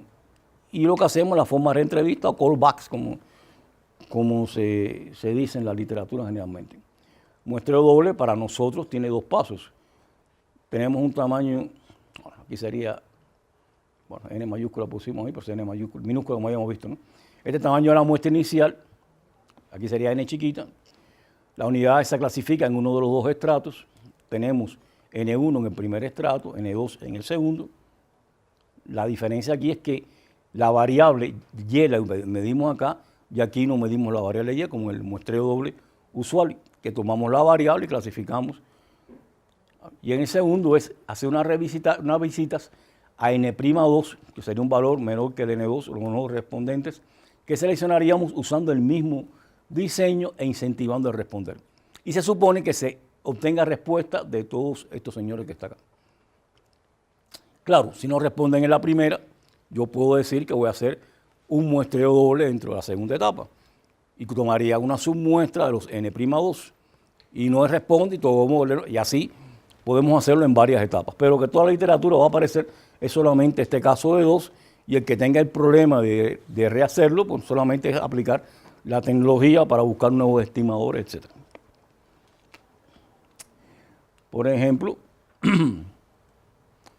tenemos una muestra de 1000 estudiantes, le enviamos un cuestionario por correo electrónico.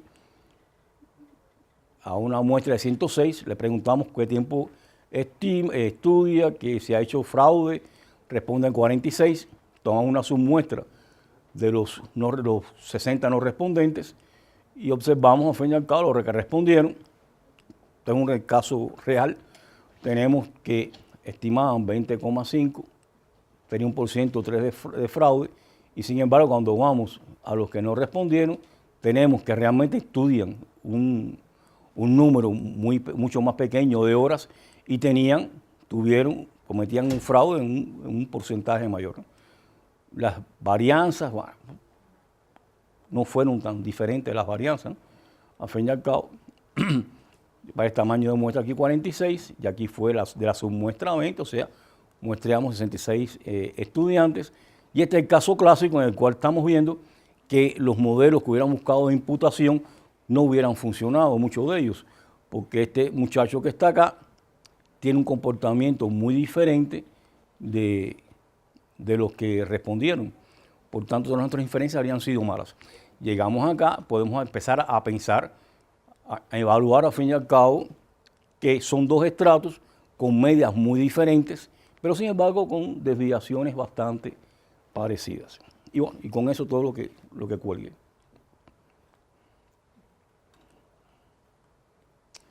¿Cómo hacemos la estimación? Bueno, es lo que vamos a ver en adelante. La primera, como es lógico, esto es un problema bien viejo. La primera solución fue dada por Hansel Hughes en el 46. que dijo que si nos daba un número K mayor que 1 y decía, bueno, si esta es la medida de los respondentes, esta es la medida de la submuestra de los no respondentes, selecciona una muestra S, después obtiene los respondentes, computa toma la muestra de los no respondentes, el tamaño de la muestra N'2 es N2 sobre K. Si K es 1, bueno, sencillamente lo que hace un censo de los no respondentes y tendríamos la muestra inicial, ¿no? Y en el 4, pues seleccionamos esto que está acá. Y evaluamos al fin y al cabo esta muestra, la submuestra de los no respondentes y computamos esto, ¿no? ¿Qué había dicho él? Que él tenía, al fin y al cabo, una suma de las medias de los respondentes, la media de los no respondentes, ponderadas por la probabilidad de respuesta en la probabilidad de la estimación de la probabilidad de respuesta y la probabilidad de no respuesta. En este caso, no tenemos Y media 2, sino tenemos realmente la estimación de la media de los no respondentes. Digamos que esto es una especie de ponderación W1 en la muestra. Si fuera generalmente cuando es en la población sería W grande, pero nosotros no conocemos los números de no respondentes y respondentes. Y bueno, usamos esto. Y usar esto en el resto del análisis. Claro, aquí hay un primer problema. Aquí tenemos 2 etapas de la aleatorización, por tanto tenemos que trabajar con esperanzas condicionales, varianzas condicionales y cosas de ese tipo, ¿no?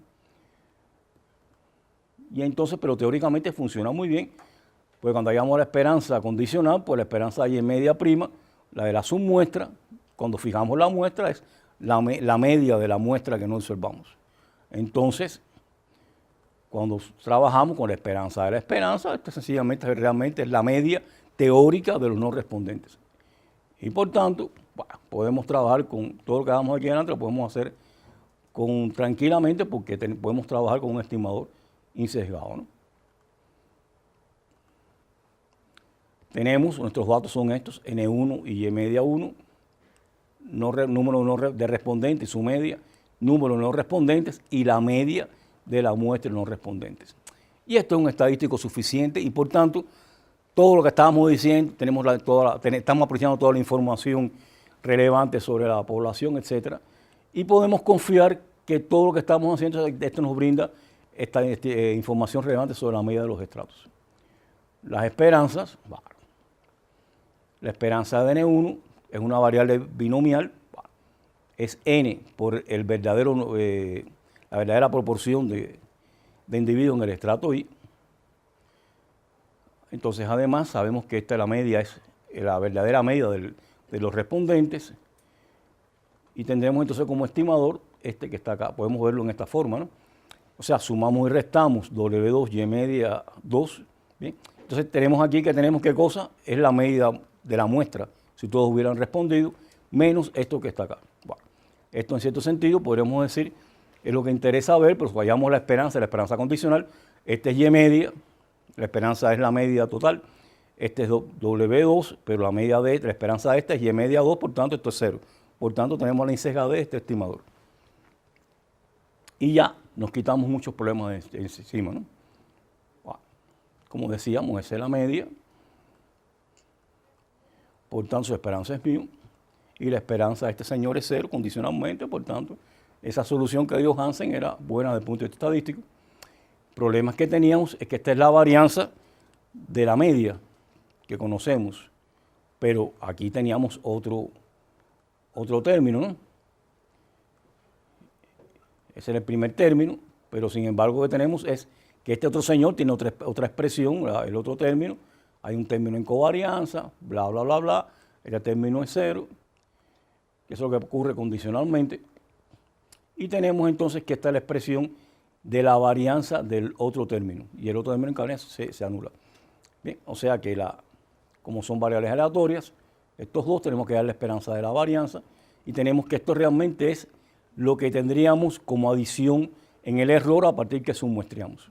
Teníamos la varianza de la media, el primer término, sigma 2 sobre n, pero aquí tendremos este nuevo término, que es el incremento que tendremos en términos del submuestreo. Claro, si W es pequeño, bueno, es pequeño. Si K es 1, está claro, seleccionamos toda la muestra, es 0. y como la covarianza de los dos términos es 0, queda lo que todos conocemos, que es la expresión del error de muestreo. Error si no hubiera no respuesta, error cuando tuvimos que tomar una submuestra. En general este problema se puede ver a partir de un valor zeta y decimos que el valor, el tamaño de la muestra de no responder va a ser zeta por N2. Y bueno, y cada uno puede inventar su regla, ¿no? Además de estas dos reglas que han sido propuestas, hay otras por ahí, pero bueno, esta la hice yo, así que tengo que darle propaganda yo mismo, ¿no?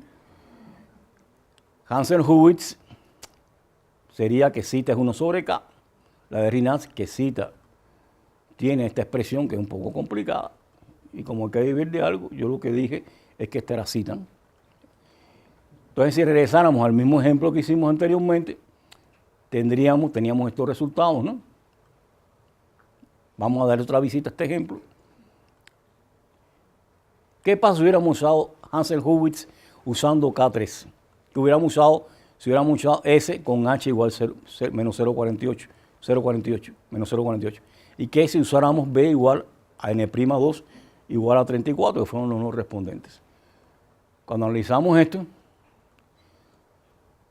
todo lo que hacíamos es común, porque es común al uso de muestreo doble.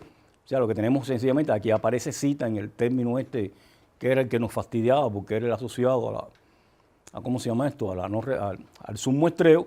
Tenemos que sustituir aquí, al fin y al cabo, las reglas, hacer alguna brujería ahí, qué pasa por aquí, por allá, y se obtiene una expresión. Y así, lo que hacemos un poco de teoría, pues podemos entretenernos con eso, inventar un cierto zeta y posteriormente que trabaje con esta teoría, sé que el estimado va a ser insesgado, que la varianza va a tener este término como adición, y lo que tengo que trabajar con la esperanza y la esperanza condicional de esto, a ver qué sale, ¿no?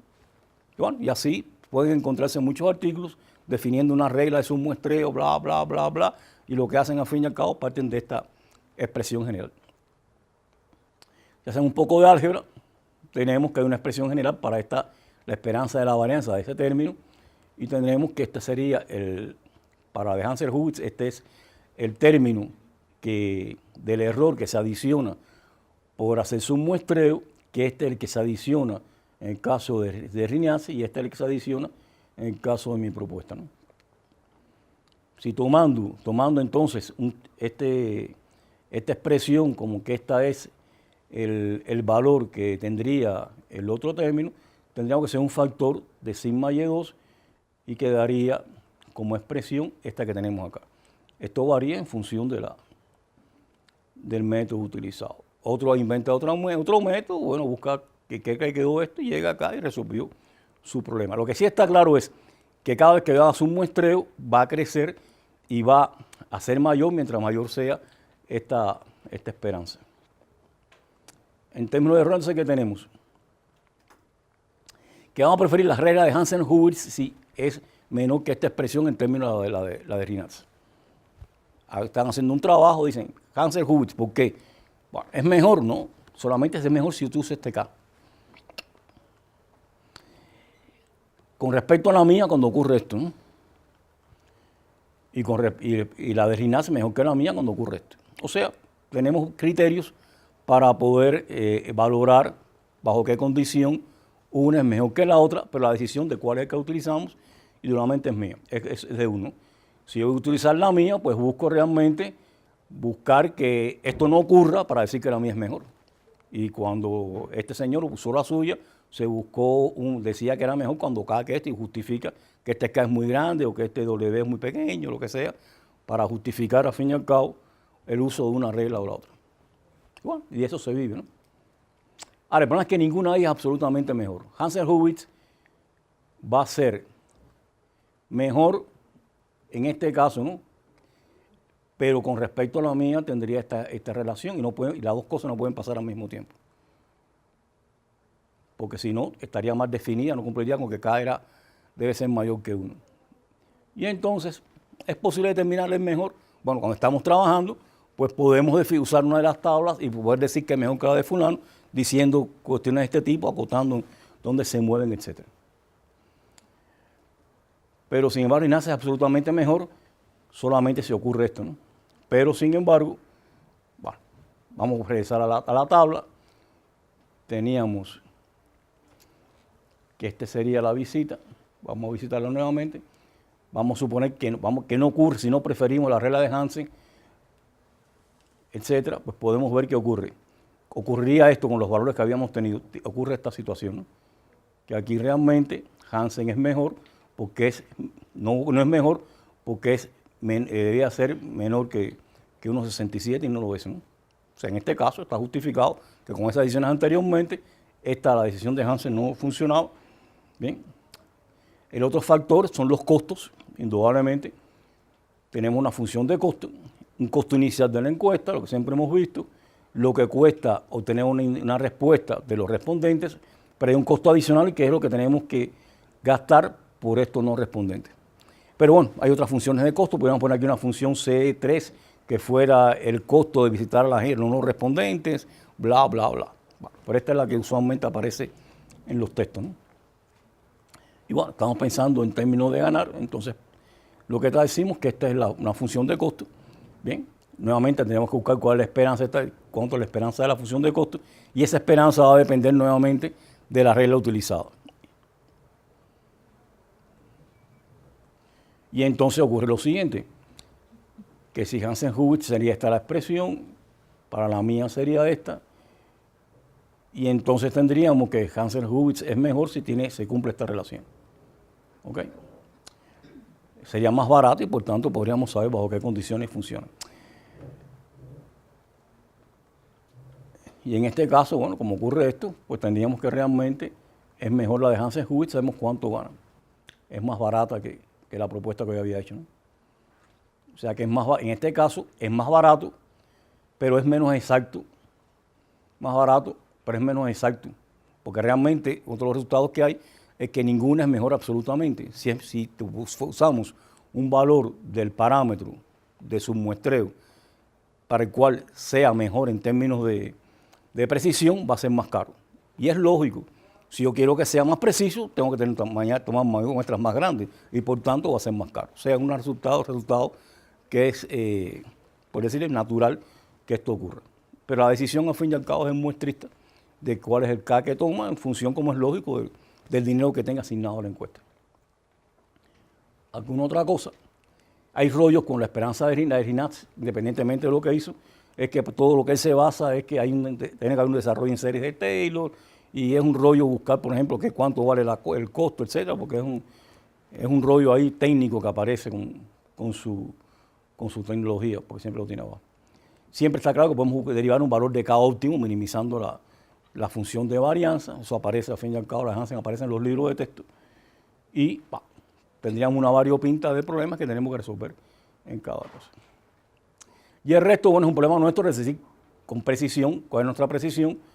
Esto depende de la experiencia. Y el resto es trabajar, equivocarse, aprender. ¿Bien? Todos los ingredientes están hechos cuando queramos cocinar, al fin y al cabo, nuestra encuesta y definir, al fin y al cabo, cuál sería el método de submuestreo que utilicemos, sabiendo cuáles son las posibles consecuencias. Muchas gracias. Y podemos abrir una sesión de debate en lo que queda, cuando yo lo planifique, pero sería realmente mañana, ¿no? Cuando haremos esa sesión de debate. Pero creo que nos queda, no nada, prácticamente se acaba esto, ¿no? Pero si quiere podemos discutir alguna cosa en los 10 minuticos que nos queda, algo por el estilo. Y si no, bueno, mañana que va a ser el día todo para eso. Por otra parte, ahí yo puse las conferencias, ¿no? O sea, las pueden bajar aquí, están puestas aquí en el D, están todas las charlas. Aquí, en el disco D, están todas las charlas. Va a haber más de lo que yo estoy diciendo acá porque tengo varias versiones y mandaron una plantilla para poner esto y entonces yo busqué ese arreglo, pero ahí están 2 o 3 versiones de la misma conferencia en PowerPoint y bueno, lo bajan ahí. Está dividido por ficheros por cada conferencia. Y la de ejemplos que vamos a ver mañana también está ahí. ¿Bien? Díganme. Un comentario. Ayuda a entender. Banco de México aplica mensualmente una encuesta para medir cuál es el ingreso de visitantes internacionales que llegan a México. Sin embargo, hay un alto porcentaje de no respuesta en esos resultados que obtiene Banco de México. Con esta forma de trabajar, yo podría mejorar la encuesta. ¿Se escucha? No hay ningún problema, más con que lo escuche. En este caso, Banco de México encuentra que hay un elevado porcentaje de no respuesta en la parte de ingresos principalmente. La persona que entrevistan da mucha información, pero en la parte de ingresos en particular no hay información. Hay aspectos ahí, digamos, Está claro, se sabe por qué. sociales Se sabe por qué. culturales, Claro. no explican. En la parte de turismo nos preocupa porque ese indicador de ingreso por visitantes internacionales, aunque ha venido al alza, quizás no está reflejando realmente el volumen de recursos que estarán ingresando en principio por vía de visitantes internacionales.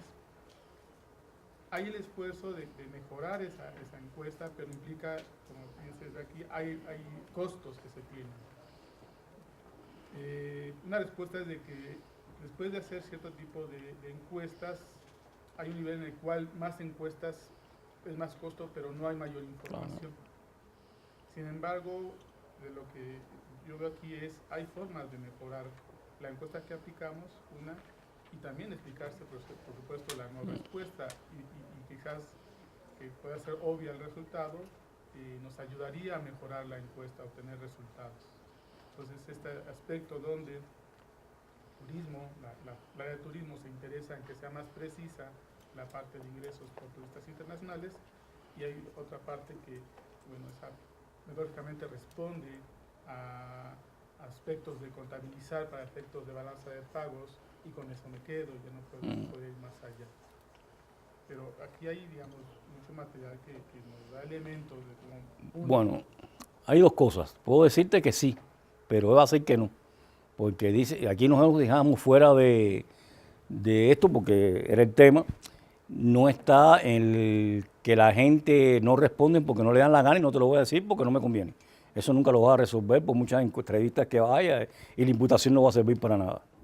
Para eso hay una tecnología que es la de respuestas aleatorizadas, randomizer response, que es otra cosa, que es precisamente para paliar los fraudes que puedan haber por que la gente eviten declarar que tiene un estigma social. O sea, no quiere decir cuánto gana para que no le suban el impuesto o no digan que está falseando, el otro porque es drogadicto, los choferes porque no van a decir que no se llevan ninguna que respetan todas las leyes del tránsito. Eso no voy a responder. Entonces, esta tecnología de randomizer response es otra cosa, porque el problema es que le someten al individuo, cuesta dinero. Hay que sentarse con él, convencerlo, mira, mijito, no te vas a enterar de nada, y le demuestra que no va a enterarse de qué es lo que está, no va a enterarse de su verdadero estatus.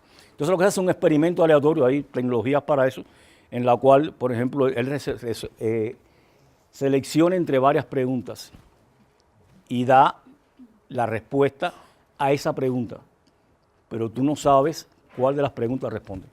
Y entonces por ahí hay una brujería con la cual se busca un estimador máximo verosímil y se resuelve eso. Y el estimador es insesgado, pero bueno, tiene un error más grande, pero bueno, logra realmente resolver ese problema. Yo he hecho algunas aplicaciones en ese sentido, que precisamente lo que hacía, que le aplicaba randomizer response a las no respuestas. Que es otro cosa, porque habría que ver lo de la respuesta aleatorizada, que es toda una teoría, y después decir, mira cuando lo aplicas aquí. O sea, hay muchas cosas que quedan fuera de esto. Pero el caso este es el caso clásico. Y como están en un sector que, digamos, no es... Bueno, y se aplica precisamente...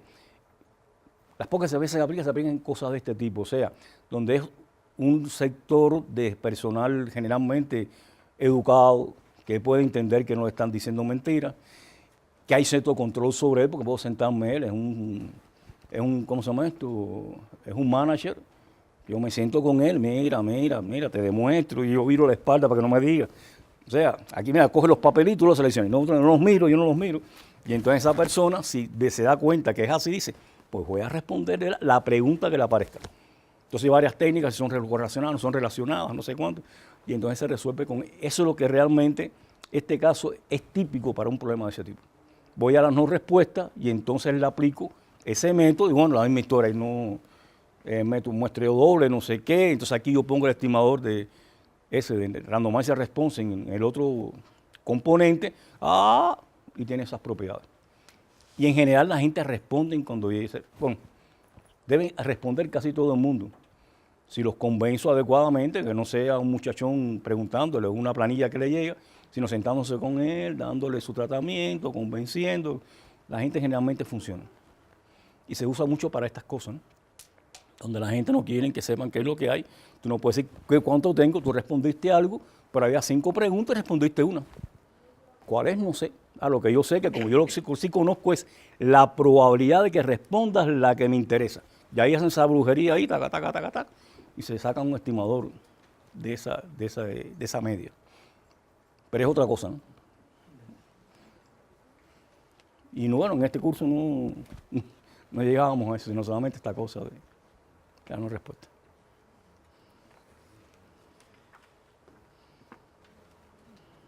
¿Alguien más? Bueno, seguimos ahí. Sí. ¿Cómo, digamos, aquí mostró cómo formas de calcular varianzas y estimadores? Y la pregunta es cómo se incrementa la dificultad al estar trabajando con muestras complejas. Bueno, el problema es que en la última etapa yo aplico eso, ese es el rollo, ¿no?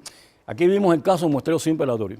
Digamos que ahora yo tengo, un estratificado, para hablar de un caso medio menos complicada. Yo tendría que aplicar esto entre cada estrato. Entonces tendría que ser la suma de los BI, pero multiplicado por el Y media, J, de no sé qué, de muestreo doble, y buscar la cosa esta. Tengo un muestreo, por conglomerado. Bueno, entonces tendré que buscar qué es lo que estoy estimando, si tengo varias etapas.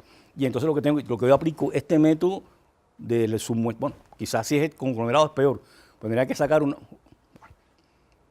digamos que es un conglomerado en 2 etapas. O sea, si es un conglomerado grande, yo puedo tener no respuesta dentro del conglomerado y estoy embarcado porque en el monetápico se supone que todo el mundo responde allá adentro, ¿no?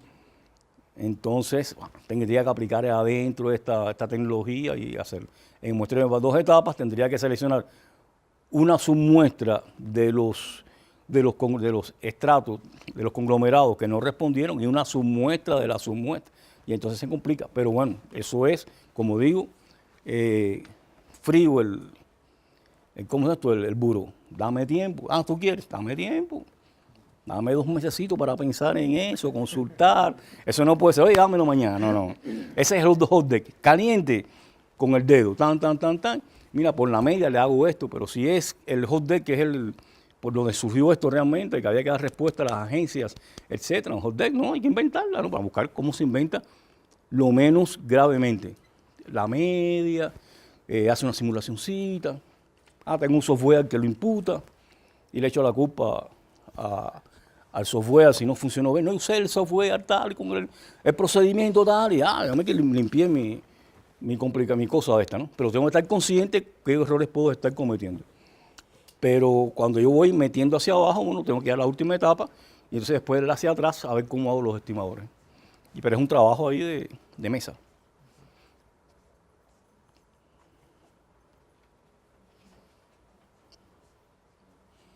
Bueno, seguimos entonces mañana.